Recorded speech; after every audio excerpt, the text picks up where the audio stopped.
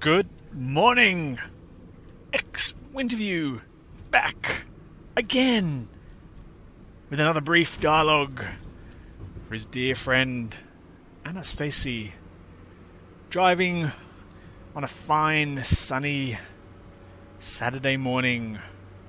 Where am I going? I don't know, but I'll find out when I get there. Today's dialogue is on the good, the bad, and the ugly. Let's begin. What is good? I believe somewhere in the Bible, not that I've read it, there's a guy called Jesus, not that I met him, who was asked, or who it was asserted, was good. But he wasn't having that. He did not agree. And he admonished this person for calling him good, and said, I am not good. Only God is good. Or words to that effect. Somehow I'm going to link that to my talk today. I don't know how yet. The idea that something can be good is, as you probably guessed, relative to the value, relative to the subjective experience one might have of the goodness. But we have to be a little bit cautious about the good. The mind is hardwired to seek, to approach what it thinks is good and avoid what it thinks is bad. But can it tell the difference? If it can tell the difference at all. We know that the human organism has various survival requirements, that is, things that it needs to live. Air, for example, water, food, and of course, beer. The survival essentials for the human. Oh yeah, shelter too probably is good. We know, therefore, that in some ways the organism will always be gravitating towards those, not because there's some intrinsic value, but because it's perceived to be of value. Or another way of saying it is that the comfort of the organism is contingent on the proximity to those things. That sounded really scientific-y just for a moment. On the other hand, we know that the organism doesn't like stuff in the world. There are things that it will avoid readily, such as hard work, pain, really, really annoying people, speed traps on the highway, if they know about them, and other things that are unpleasant. These are experienced subjectively in the moment as unpleasant, aversive stimulus, if you like, and the organism will move away from them. But are they bad? And are the other things that I talked about earlier good? I don't know. No one really knows. But the mind, in its innocence, you could say, really likes this idea of good and bad. And for some people, because I did mention the word ugly, there's a sense that some people are better in some way in their appearance. They are beautiful or hot or whatever. And the mind seemingly, for most people, would like a little bit of that. To be a bit hot, a bit attractive. Why not? Because of the benefits that might bring. Now, the talk is on good and bad, really, not on pleasure and pain. The mind does kind of get those wrong. Just dodging a truck here as I talk. Is it going to hit me? No. I survived. Good. Where was I? Oh yeah. shortly before I almost died in a fireball on the highway, the mind really loves this idea of good and bad. I don't know the historical basis for this judgment, but I think I've spoken briefly about it in another dialogue, and I thought I'd elaborate on this concept. Good and bad applies to the person.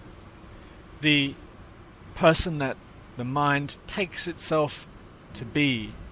The self-concept at the basis, which I've talked many, many times about, which is, as I said, conceptual, often becomes imbued with characteristics, traits that people would like the world to know that that's what they're all about.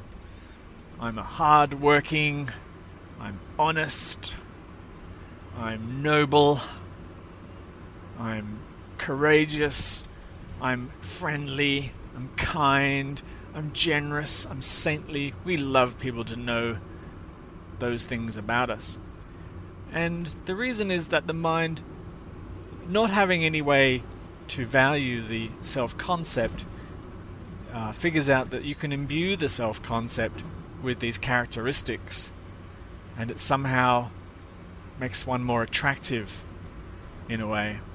Attractive by character. Conversely, not many of us want to admit our shortcomings, our dishonesty, our laziness, our ill-temperedness, our cantankerous streak, and so on. We don't want really the world to know that. And so those become the bad traits or the bad characteristics of the person. Then we're not content really to stop there with the person, with the self-concept. We want to look around the world and see what's good and what's bad. And in some ways, we want to align ourselves, at least as far as the mind goes, we want to align ourselves with good and disavow or distance ourselves from bad or negative. But how do we know what the hell we're doing, if at all? So obviously we need some benchmarking, some point of reference for good and bad. Now, this is where I wanted to come in with the whole mystical stuff, more than the psychological stuff. This also relates to another dialogue that I talked about, where I talked about objectification. There aren't any external out there objects in the world. There's no concepts that are so-called universal concepts or static, somewhere outside of us in existence things, although the mind will report that as the truth.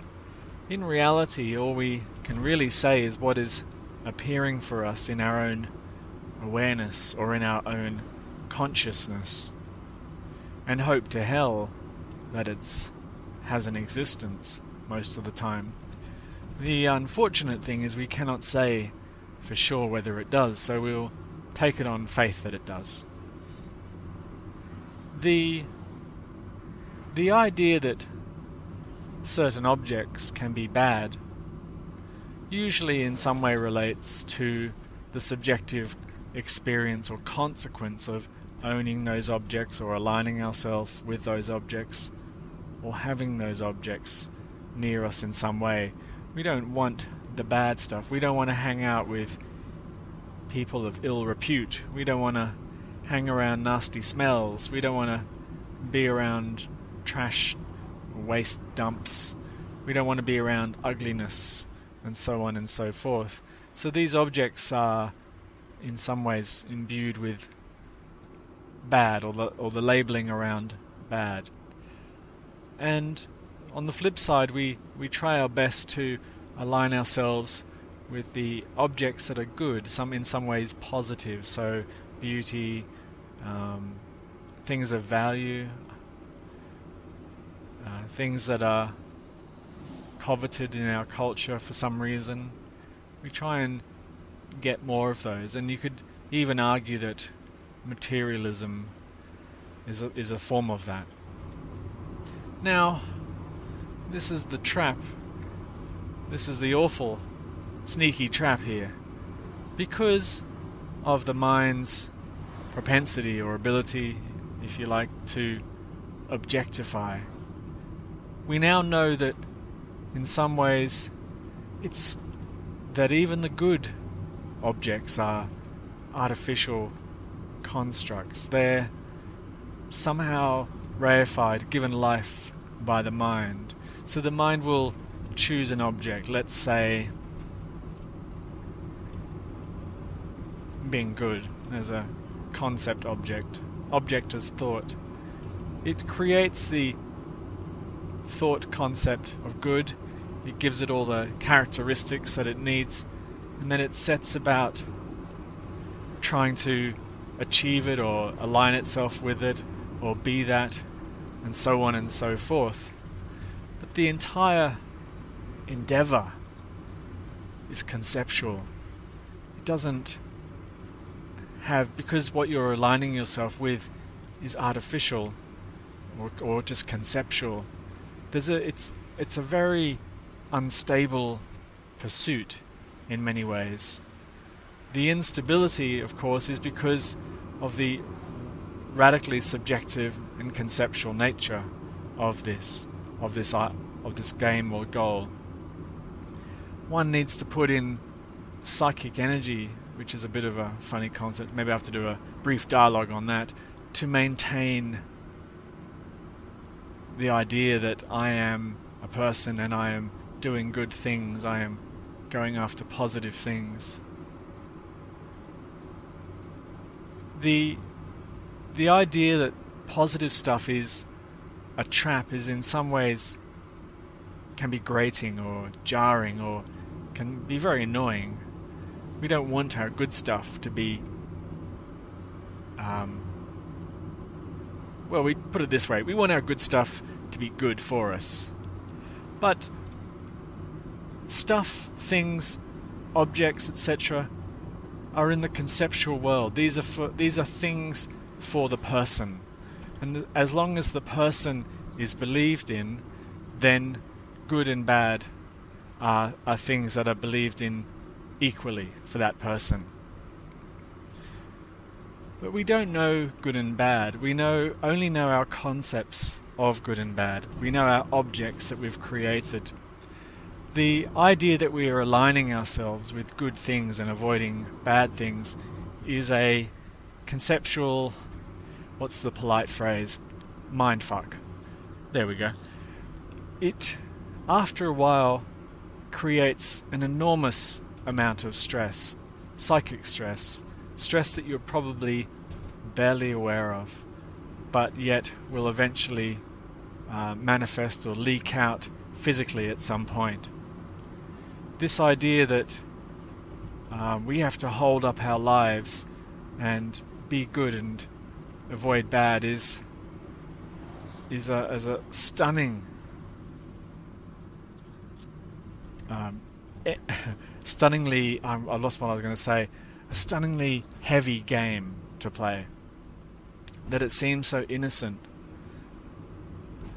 But if we look down to the level of experience where it all gets a bit easier for the mind to grasp, in this immediateness that we find ourselves in when we really just pause for a moment and look around, can we say for sure that we know what we're doing right now is good? Can we say for sure that we're avoiding bad at this very moment? At the moment in this experience, there's the driving, the enjoying of the sun, there's the feeling of the air conditioner, which is a cooling, soothing feeling, which is pleasant, pleasurable, There's anticipation of the destination, off to see a movie, just by the way. Can't wait, looking forward to it. But is it good? I don't know if it's good. This body, this organism, seems to want to do it. It seems to have the desire, if you like, or characteristics that means that's what it wants for some reason. And bearing in mind that's a bit of a story, but it's good enough. The body is also driving fairly safely, keeping within the speed limit, trying to be a good, courteous driver, staying hydrated as it drives, avoiding things that are unpleasant, or could be unpleasant, risky and stuff. But are they bad? I don't know. I don't know if it's bad to be risky, to drive like a maniac. I don't know if it's bad to become a bit dehydrated and drowsy and irritable. I know that the body will naturally move away from that for whatever reason, and will move towards what seems to be comfort in some way. But I don't know if that's good, if you see what I'm saying. So this idea of good and bad is highly conceptual. It's almost like a layer upon the experience that what I'm doing, I know, for starters, and second to that, I know that it's good. I don't know. When I have people come in to the clinic where I work as a psychologist, one of the secondary concerns, and often primary concerns, is that their behavior to themselves is aberrant. They don't like their own behavior. They feel that they've behaved poorly or badly or whatever. They want to know what do they need to do to be good. We sometimes, I'll give you an example. I see this frequently in relationships, in where a person has broken up with their partner and now feels depressed about it, down, etc., and regretful. They look back at their behavior in the relationship and they often feel guilt, shame, remorse, regret, etc., about the way that they behaved in that relationship. And they often look to me and are literally asking, was I good? Did I behave badly? Was my behavior in that relationship appropriate? And so on. And they're looking for this, almost like a father figure, to reassure and say, yes, you were good. You did okay. They don't want to hear that they were bad, that their behavior was appalling, that they're total douchebags, etc. No one wants to hear that. That drive to know good, somehow, if we go back to, I think it was Freud who admonished people for projecting a paternal God out into heaven and then seeking that God's approval by good deeds. It's the same kind of mechanism in a way, projecting out into the world, onto me, the therapist, a paternalistic, fatherly sort of quality, and then asking for forgiveness for one's behavior, whether I'm just a psychologist, but I could have been a priest or literally the father of that person. They just want to be forgiven for their behavior. This is an awful position for the psychologist, especially one who's a bit on the mystical side of things, you might say, in that the behavior is what it is, and in some ways there wasn't any behavior. Of course, that wouldn't make sense to most people in the clinic. That would be a bit crazy to say that. But do I know, as a clinician, if they were good? Do I know if their behavior was bad? I don't know. I actually just don't know the answer to that. There is no answer to that. But the person sitting there, now when I say person, this is the concept. The person they take themselves to be needs to know that, needs to know that they were good. They need to hear that. The person needs to hear that they're not bad. Why does the person need that? Because the person is conceptual. Its existence is unstable because it exists as concept. Because it exists as concept, we don't know anything about it. So we make up stuff about it. We invent stuff. And we want good stuff about it. Because the mind has to imbue value on objects. That's what it does. It's a valuation machine.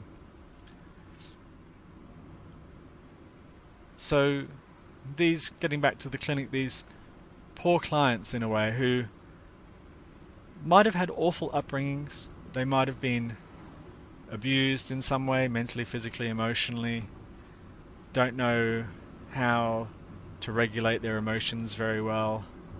Get themselves into difficult relationships with other people, often who've had histories of abuse, and the pair of them in that relationship become destructive and hurt each other and fight and bicker and then break up eventually, or turn to drugs and then break up for good measure. Often come in wondering about their goodness. Were they good? Were they bad? The awful truth is that they were neither. But they couldn't be either, which they don't understand often. They couldn't be good if they tried. They couldn't be bad if they tried. No one can be anything. It's all an appearance. It's all conceptual. We could say things like, we could make up stories such as, your abusive behavior needed to happen to teach someone a lesson in the whole manifestation that was appropriate. But that's in some ways conceding to giving the individual not only validation as an individual, but rationalizing bad behavior and giving it a license almost in some ways. The other way to go is to say, I don't know. It's a more nihilistic standpoint. I don't know if your behavior was good or bad, which leaves the individual feeling upset in some ways and alone, or wanting to go somewhere else to find that validation. That is a clue there as to what's more accurately going on. It points back to the instability and vulnerability of the apparent character.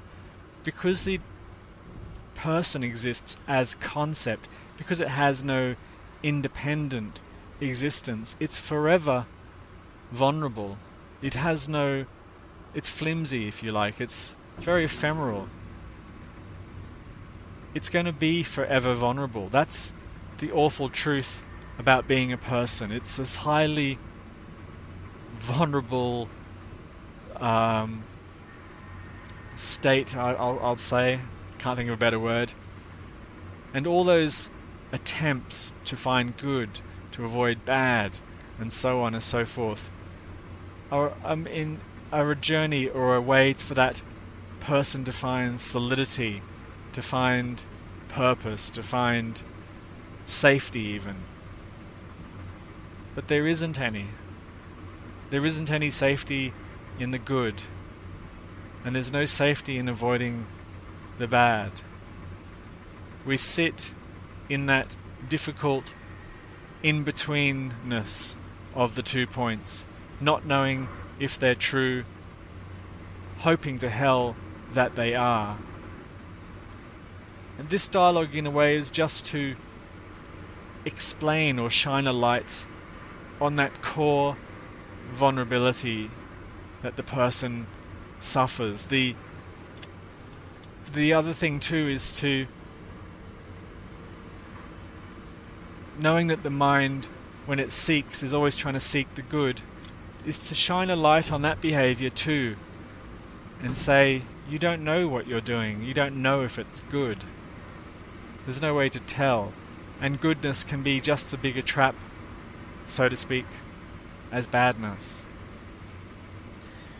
Anyway, I think it's enough time of that dialogue. That sentence actually made no sense. I think that dialogue has gone on for enough time. 25 minutes, that's a biggie. Alright, that's enough. X Winterview signing off. Until soon. Until soon, I'm losing my words. Need coffee.